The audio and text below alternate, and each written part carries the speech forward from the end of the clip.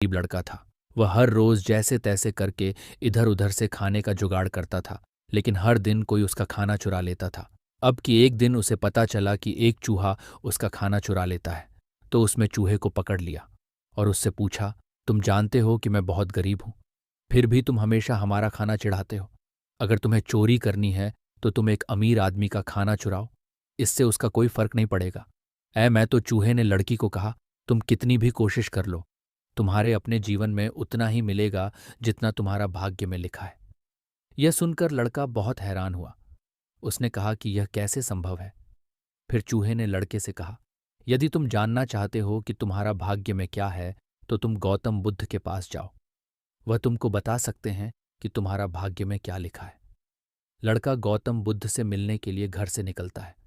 जाते जाते बहुत रात हो गई और रास्ते में उसे एक हवेली दिखाई दिया और उसने हवेली के लोगों से एक रात रुकने की अनुमति मांगी। हवेली के लोगों ने उससे पूछा, तुम इतनी रात को कहाँ जा रहे हो? लड़के ने कहा कि मैं अपना भाग्य जानने के लिए गौतम बुद्ध के ऑफिस जा रहा हूं। फिर उन्होंने लड़के से कहा, तुम हमारे लिए गौतम बुद्ध से एक बात पूछ सकते हो कि हमारी एक 16 साल की बेटी है। लड़की बात नहीं कर पाती है, क्या करने से उसके गले में आवाज वापस आएगी?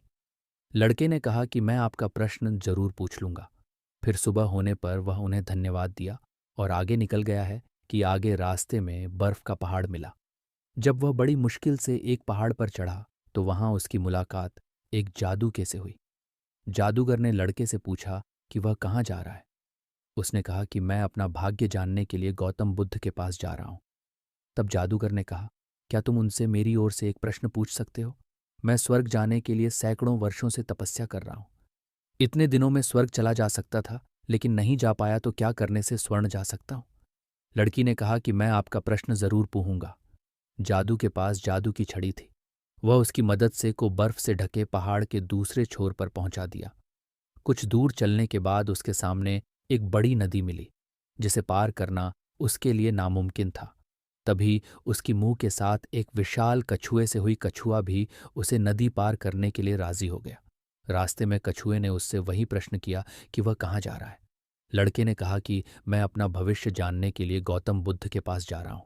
कछुए ने उससे पूछा कि क्या वह मेरी ओर से गौतम बुद्ध से एक प्रश्न पूछ सकता है? 500 वर्षों से ड्रैगन बनने की कोशिश कर रहा हूं, लेकिन मैं नहीं बन पाया। तुम्हें ऐसा क्या करूं जिससे मैं बन सकता? लड़की ने कहा, मैं आपका सवाल जरूर पूछूंगा। कछुआ ने उसे अपनी पीठ पर बिठाया और नदी पार कर गया। आखिरकार वह लड़का गौतम बुद्ध के पास पहुंचा। वहां उसने और बहुत से लोगों को बैठे हुए गौतम बुद्ध ने कहा, चीन में एक व्यक्ति के लिए सिर्फ 3 गया, क्योंकि उसे 4 प्रश्न पूछने थे। लड़का सोचने लगा, कौन से 3 प्रश्नों पूछें। उसने उस कछुए के बारे में सोचा जो 500 वर्ष से ड्रैगन बनने की कोशिश कर रहा है, वह जादूगर जो स्वर्ग जाने के लिए सैकड़ों वर्षों से तपस्या कर रहा है, और वह लड़की बिना बात किए अपना पूरा जीवन कैसे बिताएगी। फिर उसने मन ही मन सोचा, मैं तो बस एक भिखारी भीख मांगकर गुजारा कर सकता हूँ। लेकिन कछुआ जादूगर और लड़की की समस्या से कहीं ज्यादा यह सोचकर लड़के ने खुद के सवाल नहीं किया।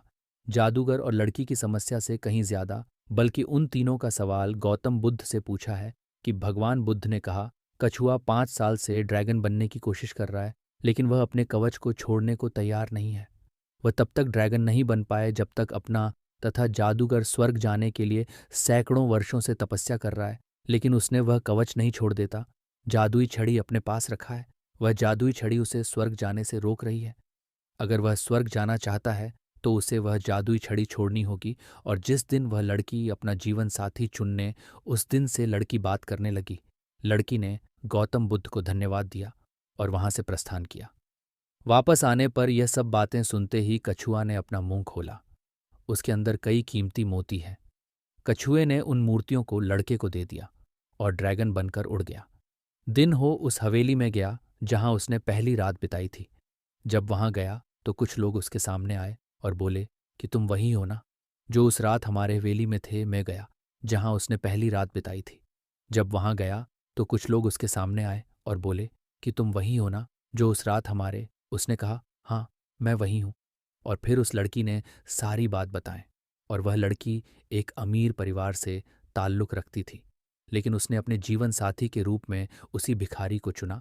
और उसके बाद वह अपनी आवाज़ वापस पाई गई। तो इस तरह लड़के को धन शक्ति और एक सुंदर जीवन साथी मिल गई। तो इस तरह लड़के को धन शक्ति और एक सुंदर जीवन साथी मिल गया। दोस्तों, अगर आपको लगता है कि आपके जीवन में बहुत सारी समस्याएं हैं, तो उन लोगों के बारे में सोचें जिनके पास रहने के लिए कोई घर नहीं है, खाने के लिए रोटी नहीं है, कोई देख नहीं सकता, कोई चल नहीं सकता। तो आपकी समस्या क्या उनसे बड़ी है? जब हम अपनी समस्याओं, शुभेच्छुक दूसरों की समस्याओं को हल करने का प्रयास करते हैं, तो हमारी समस्याओं का समाधान भी अपने आप हो जाता है।